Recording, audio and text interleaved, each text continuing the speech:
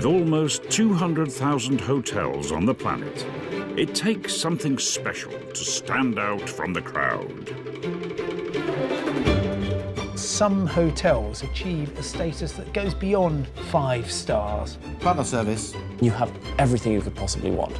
And satisfy the world's most demanding guests. It's not uncommon for us to check in more than 2,000 people on a given day.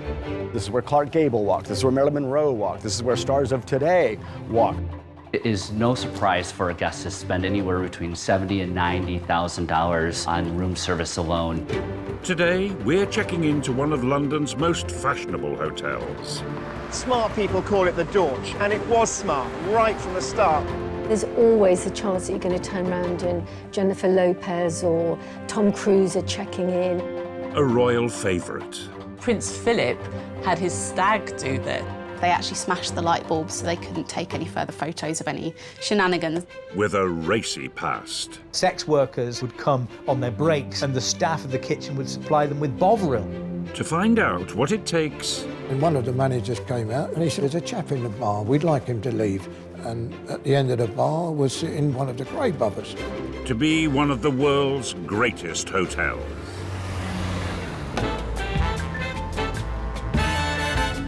Mayfair in London, one of the most exclusive and expensive districts in the world.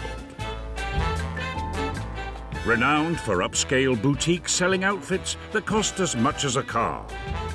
Cars that cost as much as an apartment.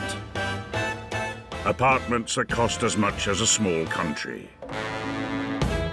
Mayfair is one of the elite areas of London. It's full of shops that are full of luxury goods, your caviar, your oysters. It's in one of the wealthiest parts of London. And there's always Ferraris zooming by, very rich people everywhere. And Mayfair is home to one of Britain's most famous streets. This is Park Lane, which is one of the most fashionable addresses in London, possibly the world. And actually, in the early 18th century, it was still quite a humble road. But through the middle of the century, towards the end of the 18th century, it became increasingly popular for the grand aristocratic townhouses who enjoyed the view across to the park, but also access to St James's and Westminster sittings of Parliament. Park Lane was once the habitat of the likes of the Duke of Westminster. But now it's the favoured stomping ground of mega-rich overseas business moguls like Mohammed Al Fayed. Park Lane used to be the greatest address in London, of course. It's in between Mayfair, Knightsbridge and Belgravia, which is exactly where you want to be. It's no coincidence that it's one of the purple ones on the Monopoly board. It epitomises the absolute apex of luxury and elegance and wealth. For a temporary stay on the historic thoroughfare, the wealthy have plenty of luxury hotels to wave their wad at, including the Lanesborough, the Grosvenor, the Hilton, and one of Park Lane's most famous fixtures. This is it, the Dorchester Hotel.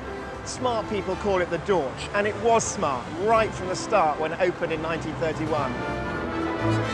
As soon as you walk in, there's loads of marble, there's loads of gilt. It feels very luxurious, very opulent. There are Regency elements, there's chinoiserie, there are early 20th century accents, but it all merges to form quite a unique aesthetic. Everything is just opulent. You think, wow, this is it. The five-star hotel has 250 luxury rooms and 49 suites, the most legendary of which could set you back on a good day around £5,000 per night. I was invited to host an awards ceremony for luxury brands.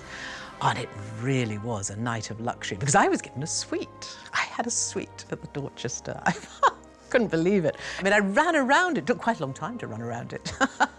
And just for a moment, just for a night, I felt like royalty myself. Located in London's most exclusive district, and with prices to match, not surprisingly, this is a hotel with a guest list like a who's who of the rich and famous. They almost want you to rubberneck all the celebrities who are staying there. It's a real see-or-be-seen place. Just like its guests, this hotel always wanted to stand out from the crowd. From the very beginning, it was designed to be different.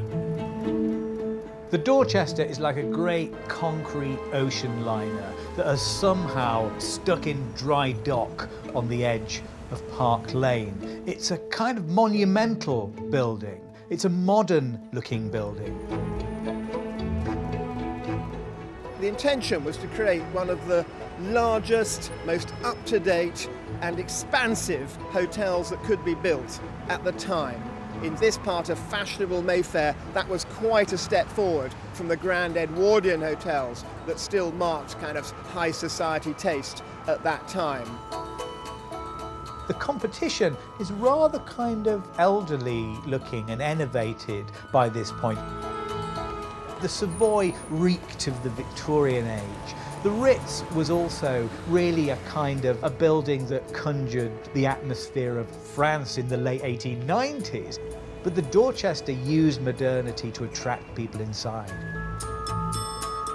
The hotel design was the vision of hotelier Sir Francis Towell and construction magnate Sir Robert McAlpine. McAlpine was nicknamed Concrete Bob after using the new material to construct some of Britain's greatest engineering projects, from the Glenfinnan Viaduct to Wembley Stadium. And now he planned to build the world's first reinforced concrete hotel.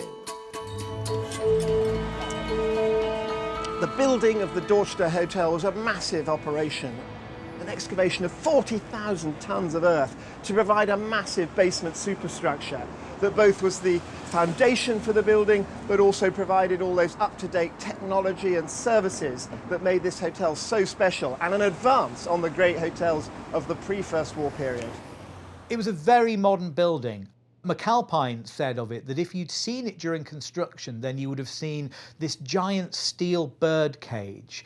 It's built almost on the skyscraper principle. It's a massive building of reinforced concrete. And there it is, the 1930 plan, which shows you the entrance hall just through the doors there. And from the entrance hall, you pass into these broad spaces, the inner hall and lounge, and the vast cruciform ballroom, one of the biggest ballrooms in London at the time in a fashionable hotel, and now the restaurants and bars clustered around it. It's a beautifully efficient design, one that made the very most of new technology. On April the 18th, 1931, the hotel opened its doors to the public. As soon as it opened, the Dorchester was a success. This is a rare thing in the history of grand hotels. Often some of them have rather bumpy openings, or find that by the time they're open, they've been surpassed, and that their cons aren't quite so mod as they were once they were in blueprint form. But the Dorchester wasn't like that. The Dorchester maintained its modernity, and it became a kind of magnet for all kinds of people. It's immediately the place where film stars and cabinet ministers and financiers want to hang out. Coming up, the inside story on the hotel's VIPs. Judy Garland could be very volatile. She would open a window and jump out. They actually smashed the light bulbs so they couldn't take any further photos of any shenanigans that went on that night. And some of the hotel's more surprising visitors. Sex workers who patrol Hyde Park would come on their breaks on a winter's night, and the staff of the kitchen would supply them with bovril.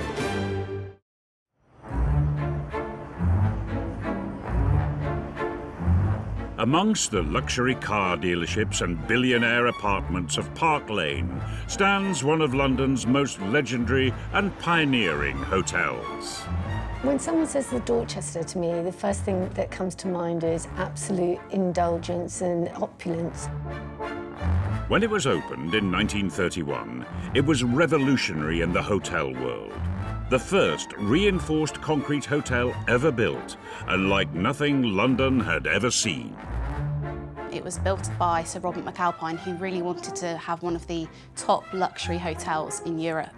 And although from the outside it's quite concrete and sort of square, inside it's full of that 30s Art Deco glamour. And right from day one, it has always enticed the wealthy and well-known. The first memory of my first day at the Dorchester was the opulence of the place. And in those days, it was nearly every corner suite at the Dorchester had a permanent guest in. We had Jack Cotton in 120, who was a property magnate. Sir John Ellerman in 620, who owned Ellerman Shipping Lines. Lord and Lady Rank were permanently there. They were in 607. You really feel that there's a buzz there. I mean, there's always a chance that you're going to turn around and Jennifer Lopez or Tom Cruise are checking in and you get to see them walking through the lobby. The aim of the hotel was to bring the nations of the world together. The founders of the hotel were part of an organisation called Come to Britain. It was designed to attract people there, and it worked. The clientele were plutocrats and they were aristocrats, but there was a bit more cultural mixing, perhaps, at the Dorchester than in some other places. As long as you could afford to pay the bill there were no problems about how well connected you were or what sort of person you were. Although it seems there have been some exceptions. When it's money orientated, you don't always get the people you'd like. And I can remember being out, as a doorman, being out there one evening, and one of the managers came out who always ready to pass the buck. And he said, oh, by the way, Ted, there's a chap in the bar, we'd like him to leave. Can you go and have a word? So I said, yeah, and I went, and at the end of the bar was sitting Charlie Cray, one of the Cray brothers. Oh dear, I thought, well, can't back off now. I walked up and stood in front of him. I said, good evening, Mr. Cray. He said, what do you want? Well, I said, sadly, Mr. Cray, the management would like you to leave. And I was ready to get a little bit of bother. So I stood back a bit, but no, he stared at me for a minute, got off the stool and walked out. And I breathed a big sigh of relief. It seems crime doesn't always pay, and even if it did, you'd need an awful lot of loot to stay at the Dorchester today. The hotel has 250 five-star rooms and 49 suites, and a penthouse could set you back over £5,000 for a single night. What's interesting about the Dorchester is that the names change, the faces change, the trends change, even what countries it is popular with, what superstars arrive. But what hasn't changed is that there's always been that go-to spot in London ever since it opened its doors. Back in the 30s, it was all about foils, literary luncheons. It was people like Noel Coward, Cole Porter, it was Somerset Maugham, Cecil Day-Lewis. I mean, these were the superstars of their day. In the 1930s, that superstar set were all about London's latest fad. Originally, in the UK, the place to go when you wanted to have a cocktail was the hotel bar. And mostly it was because the people who really wanted the cocktails, especially during the Prohibition era, were American tourists. The elites of London saw that happening, and the bright young things saw that happening. They went crazy and started flocking to the hotel bars.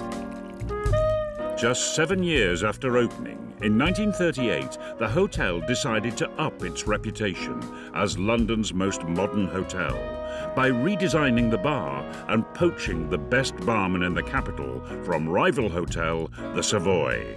Megastar mixologist Harry Craddock. Harry Craddock is one of the most remarkable men in the bartending industry. He was a god, he was a pioneer. You couldn't refuse the offer when the Dorchester said, we're going to refit our bar, and we're going to refit our bar according to your specs. How could you resist that? How could any barman resist the idea that a bar was being designed specifically according to his specifications? And more than 80 years after his arrival, some of Harry's creations can still be found on the Dorchester's bar menu. This is one of Harry's signature drinks. This is one that he invented when he arrived at the Dorchester. And the name is very simple, the Dorchester of London. It was 40 mils of gin, 20 mils of rum, silver rum, and then 20 mils of the secret forbidden fruit. It is a beautiful combination of pomelo, oranges, lemons, coriander, cardamom, cinnamon, and a touch of vanilla. All you do is stir. It was Harry Craddock who perfected 21 seconds of stir to chill the drink and pre-chilling your glass with ice. And you have the Dorchester of London. This is a lovely drink because it's not too bitter, it's not sugary, it's just a beautiful thing. The legacy of Harry Craddock is perfection in bartending. Harry Craddock told us how you had to behave, how you had to serve people, how a drink should be made so that it made people happy. And in the 1930s, it wasn't just in the bar that the hotel was leading the way. 1, 2, 1, 2, 3.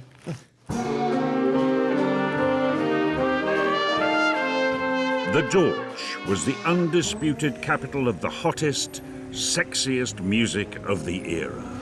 Strange harmony echoing down the years to me. Dance band music was the first pop music. The Dorchester had the biggest, best, highest paid bands. Thank you, ladies and gentlemen. You have just heard Faint Harmony. Well, the sole purpose of dance band music was for people to let their hair down, socialise, and meet the man or woman of their dreams. In the 1930s, the Dorchester had its own chorus line, the Dorchester Girls, who, rather like the Tiller Girls or the Cochrane Girls, were women who performed in this space, and lots of them ended up marrying into the aristocracy. It was that kind of gig. You'd got all the crooners with their sort of subversive and, dare I say it, sexy way of expressing the songs. The band leader was a megastar. The main band leader at the Dorchester is Jack Jackson, whose signature tune was Let the People Sway, and then he normally closed with Dancing in the Dark. It's slightly louche in the 1930s at the Dorchester. It's got the dance band culture, it's got chorus girls performing in the evening, it's got a ballroom that's packed every night. It's a place of some hedonism.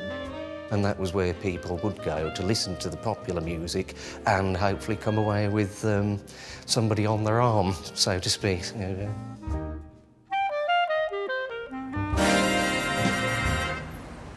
With arguably the best bar, barman, band and ballroom in London, the hotel was realising the dreams of its creators, Robert McAlpine and Francis Towell. The ambition in building this hotel was to create the perfect modern luxury venue and place to stay, both for fashionable people in Britain, but also visiting American tourists and film stars, minor royalty. They wanted it to really appeal to the smartest set they possibly could. And so it had to offer something more than the other hotels. This included what they advertised at the time, that it was the most silent and light hotel in London. And the silence was created by a completely up-to-date, pioneering soundproofing system that amazingly used seaweed and cork to mean that your rooms could be as private and quiet as possible. Alfred Hitchcock always said that the Dorchester was a perfect place to plan a murder. It's very well soundproofed, so nobody'd hear the screaming, and then you just have to wait till night time. You could bury all the bodies directly opposite in Hyde Park. In 1940, the hotel's soundproofing would be put to the test in a way much more deadly than even the master of suspense could imagine.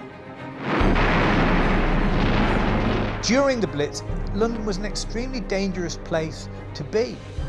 It was an inferno. During that early period of the Blitz, you couldn't even go down into the tubes. I mean, we think of the wartime period as being the one in which London took refuge on the underground. In the early months of the Blitz, that wasn't allowed. But because of its groundbreaking construction methods, the world's first reinforced concrete hotel found itself with a unique selling point.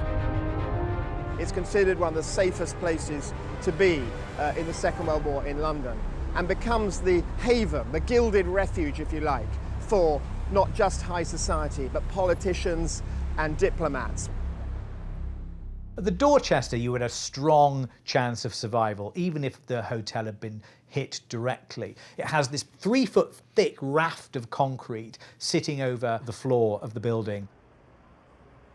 Like the world's most luxurious bomb shelter, the hotel became the place in London for the most important people in the world to defy the Nazis with a G&T in hand.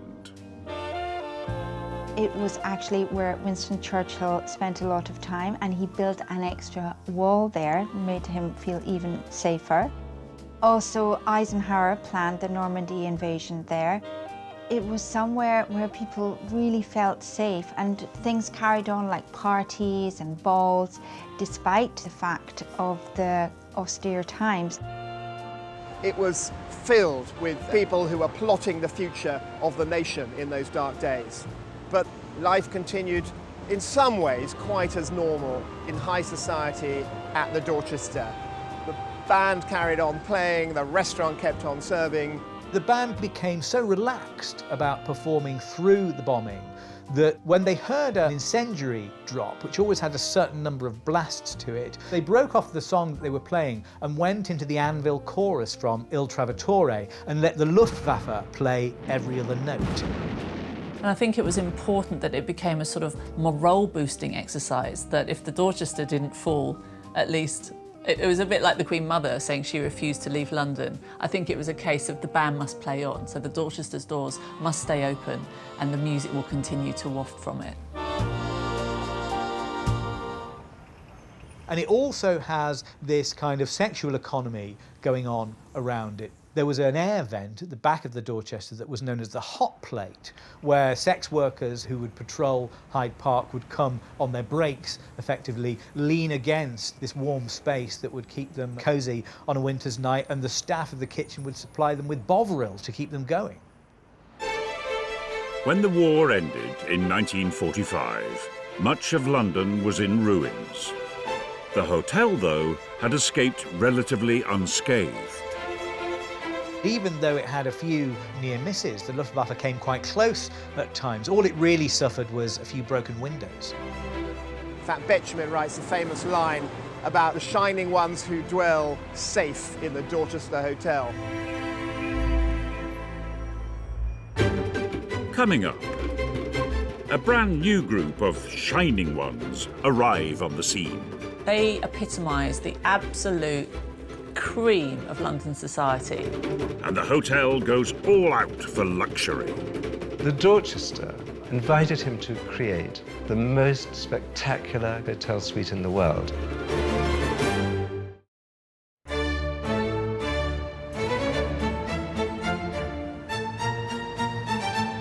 Built in London's prestigious Mayfair district, the Dorchester Hotel has been a haven for the wealthy and well-known since the 1930s.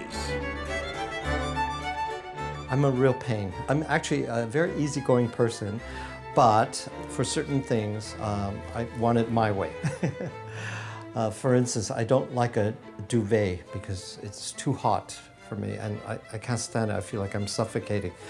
And the Dorchester knows I want a sheet and a light blanket. And so every time I come here, it's there. I don't have to call up and ask for it. We used strips of card so that when the guest came in, say, Mr. Charlton Heston, you'd know that he'd like to be on the 6th floor. He'd like a large double suite with an extra room. That he always wanted 3 bathrobes. He wanted flowers on the table. He didn't like lilies. Everything was written out and you knew exactly what they wanted. The Dorchester is, of course, very popular with a chic Middle Eastern crowd. They take whole floors, just like Philip Green, who used to live at the top, and had a beautiful apartment with an oval dining room, as I recall. The hotel has always attracted the moneyed, and it was no different immediately after the Second World War. At the height of their glamour, the young Princess Elizabeth and her new beau, Prince Philip, before he was even Duke of Edinburgh, they epitomised the absolute cream of London society. And guess where they went to party? The Dorchester Hotel. Dorchester's always been quite popular with royalty. In the post-war period, there was about one function per week, a formal function that was attended by a member of the royal family, be that the King or Queen at the time, or maybe Princess Elizabeth when she was just starting off her royal duties. Royal functions and society dinners have been a fixture at the hotel throughout its history. But if you're a mere mortal who's lucky enough to have an invitation land on your mat, how can you survive din-dins without making a right royal faux pas? A lot of the rules of etiquette go back almost to the dawn of man, when man first walked the earth. And over time, as society has changed and technology and cultural mores have changed, so has the etiquette. So the no elbows on the table rule, for example, goes back to the Middle Ages, when the tables they used were not secure tables like this one today. They were trestle tables. They were benches with sheets of wood placed on top of them, and they weren't secure. And so if you did put your elbows or any part of your arm on the table, it may tip. Let's imagine that suddenly, with no warning, you are next week going to be attending a dinner. Here is what you need to do. You arrive at the Dorchester. The doormen in their beautiful British racing green morning coats open the door of your taxi and they show you through into the hotel. No social media. Let's not tweet or post on our Instagram story that we're at the Dorchester. Keep your phone away and turned off. If you can make it through the front door without embarrassing yourself, you'll next be faced with the terror of the table. Especially if you're sitting on a round table, it can be quite confusing as to which side is your bread plate, which side are your water glasses. The key to remember is BMW. B for bread, M for meal, it's in the middle, and W for water and wine is on the right-hand side. Take the bread from this side, drink from that side, and then you're not stealing anyone else's food or wine. You don't need to put the napkin on your lap the moment you sit down. That shows that you're a little bit too eager, but really within sort of a minute or two of sitting down. Now, we're not going to do a big theatrical flick to the side. Instead, we just simply unfold it very gently and fold it in half, and it goes on the lap. We're not going to tuck it up here, because we're not a child. It goes simply on the lap. And when you come to use it, you take your finger, you wrap the napkin around your finger, and you dab very gently. There's not really supposed to be a lot of food on the napkin. If there is, something is going fundamentally wrong. The food should be going in your mouth and not around it. If you manage to eat food without causing a major diplomatic incident, how do you subtly alert the waiters? Now, if you imagine the plate as a clock and the cutlery as the hands of the clock, they would go at 6:30. Whereas if they're in the 3:40 position, crossed with the bridge of the fork over the knife, that's an indication that they are still eating, they are paused, they are resting, don't clear my plate. Just like when you arrived at the Dorchester after the dinner has finished. No tweeting, no posting about it on Instagram. Discretion is key if you want to be invited back. In 1947, there may not have been social media to worry about, but discretion was still the name of the game at London's most fashionable hotel. In fact, Prince Philip had his stag do there, so he's just about to marry the most important woman in the world, and that's where he goes for his last night of, you could argue, freedom. I suppose it's quite a notch for the Dorchester to say that they hosted Prince Philip's stag night there back in 1947. They invited some of the cameras along to see Philip and his friends, including his uncle, Louis Mountbatten, having some drinks, having a good time, and these were then put in the paper. But ever conscious of public perception and being a private individual as well, Philip and his friends then took the cameras off the photographers and said, we'll take your photo. And instead, they actually smashed the light bulbs so they couldn't take any further photos of any shenanigans that went on that night. In 1953, the hotel spotted an opportunity to trumpet its royal credentials to the world. The young princess that had been such a regular guest was about to become queen. The coronation procession was going to pass by the Dorchester on Park Lane, and the Dorchester were very keen to make the Dorchester Hotel celebrate the coronation in the most extravagant way they could. It was going to be filmed for the first time. A coronation was to be on television. To stand out from the crowd, they looked to the theatre and the most famous and colourful production designer of the day. Oliver Messel was the most celebrated English theatrical designer of the 20th century, certainly. And also he designed film sets and costumes. So he did The Thief of Baghdad, The Scarlet Pimpernel, Pride and Prejudice, and Caesar and Cleopatra. And for the Dorchester, Oliver created 2 enormous cartouches, the whole height of the hotel, of a mass of flowers, culminating with a cipher with the initials E and R and a crown above it. It was described as one of the best decorations in London at the time. Such was the effort that they put into it. And the hotel didn't stop there. They had another challenge for the man responsible for some of theatre's most fantastical sets. The Dorchester has always kept its Art Deco roots, and it still is very much an Art Deco hotel. But they wanted to sort of give it a bit more razzmatazz. The Dorchester invited Oliver Messel to create, in time for the Queen's coronation, the most spectacular, glamorous, luxurious hotel suite in the world. What was a big inspiration was Oliver Messel's Sleeping Beauty. And that was produced for the inauguration of the Royal Ballet at Covent Garden. He drew on Act 2, Scene 1 of the Sleeping Beauty, which is the journey of Prince Florimond through the enchanted forest, the heart of the penthouse suite. That is a room where it'll take your breath away as you enter it. The walls are covered in mirrors, and the mirrors are encrusted with a magical forest of gold and green plaster oak trees. And the lighting, where on earth does that come from? There are all these little tiny bird cages that produce lights all around the walls. And when you look down on the ground, you think, but I'm in a fish pond, because the carpet is designed to look like a fish pond. But when you look through the windows, and there's lovely French doors with the red silk curtains on either side, there is actually a fountain with a statue of Leda and the Swan, carved in limestone. It's unreal. That is the Pavilion Penthouse Suite on the 8th floor. On the 7th floor below is the Oliver Messel Suite, which is the bedroom suite, which was very, very popular with Hollywood stars. You never actually want to go to sleep. There's nothing like it in the world. It's a silk-lined jewel box.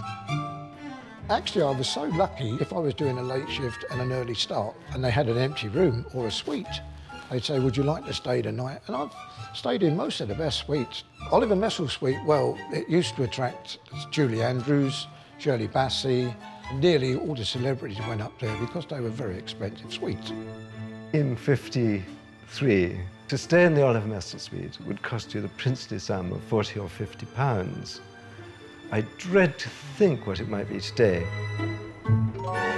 Well, today, prices start at over £3,000 for a single night. Unless, like some, you're very, very lucky. Most of the times when we had a young bride and groom on their wedding nights, if we could give them a suite, you know, they might not be able to afford it. They could afford a double room at the Dorchester. We always try to give them a suite. And I remember once, a young couple, we gave them the Oliver Messel, and their eyes was agog and amazed. Over the years, A-listers from Marlene Dietrich to Sylvester Stallone have insisted on staying in the 7th floor suite. Others, however, were discouraged from reaching such giddy heights. Judy Garland, a very popular film star of the day, always put her on the first floor because Judy could be very volatile. She would open the window and jump out. Lucky enough, being on the first floor, you just land in the daffodils and you get the call, can someone go up to the gardens? Judy's in the flower bed. Coming up, death at the Dorchester. I was coming up behind with the oxygen mask and the tank. And a doorman's vital royal mission. Diana's father had come out of hospital. He wasn't sure if he'd be well enough to walk Diana up the aisle.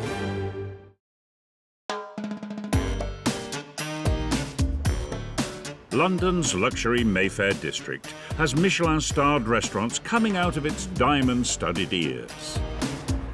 So if any hotel based there is to reach the top of the hospitality tree, it's got to compete in the kitchen. The mark of a great hotel is to provide not just sort of fancy three-star restaurant food, but to do things well. What is nice about staying at the Dorchester is that I can order something from Chinese to something Middle Eastern, or if I feel Indian, to fish and chips, to pasta, to pizza. In a way, the hotel reflects the diversity, the culinary diversity of London. I go to the Dorchester every Sunday I'm in London because I just have to go to Chinatown. For me, it's the best Chinese restaurant in London. Today, there are 6 eateries on site, including their Michelin-starred French restaurant, where the tasting menu will set you back £160 per person before you've even looked at the wines.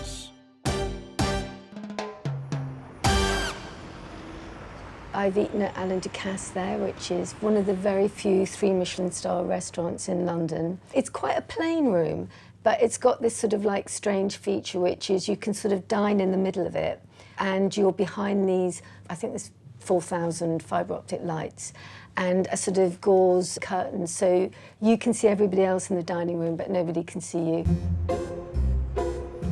But one hotel regular had her own very particular take on what constituted gourmet dining.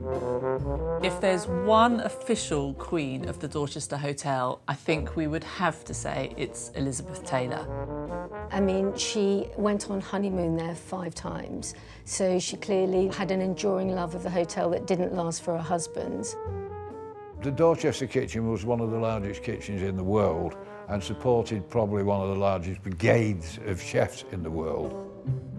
Elizabeth Taylor, she was throwing a party, so head chef of the Dorchester came to me and said, Elizabeth Taylor wants to come down to the kitchen and she wants to tell you how to do baked beans. So she came down and I actually took her to work on the staff cooks section. And she said, right, first of all, you want these tins of beans. And so I opened those and we tipped them into this big copper dish.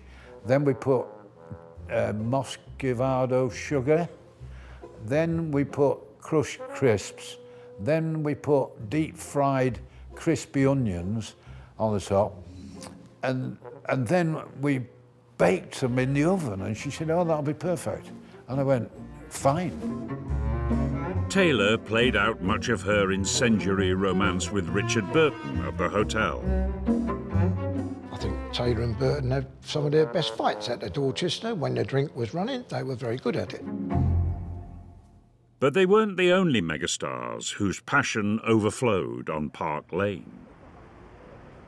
Another great romance that played out in the corridors of the Dorchester was the romance between Peter Sellers at the height of his fame in the early 1960s and Swedish beauty Britt Ekland. And this is what legend has. He discovered that she was staying at the Dorchester. He'd seen her picture already in newspapers and he just went and knocked on her door, as you do.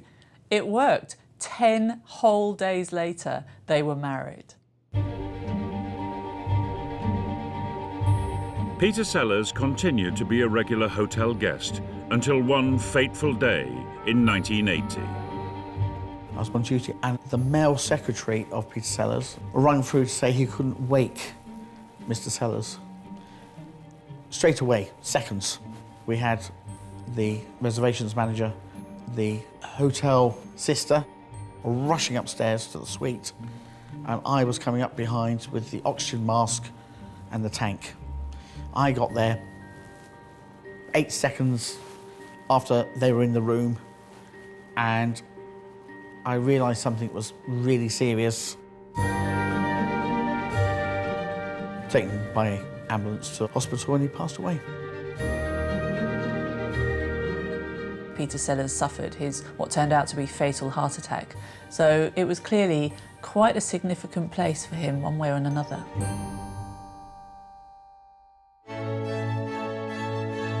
By 1981, the hotel had been hosting the world's elite for 50 years. And it was about to play a key role in the most anticipated royal marriage ever. A couple of weeks before Charles and Diana's wedding, Lord Spencer, Diana's father, had come out of hospital. He had been seriously ill, and he stayed in the Dorchester. And his wife, Rain Spencer, wasn't sure if he'd be well enough to walk Diana up the aisle, but it was his one wish. He had to do it. So my job was to walk him, exercise him every day. I was working around the hotel, and he gradually got his strength back, and he used to say, "I'm going to do it, I'll be doing it." And on the day, he did a little bit faltery, but he managed to get Diana up the aisle, stand there, see her married, and walk out with Charles. We were all watching to see if he folded, but he did well.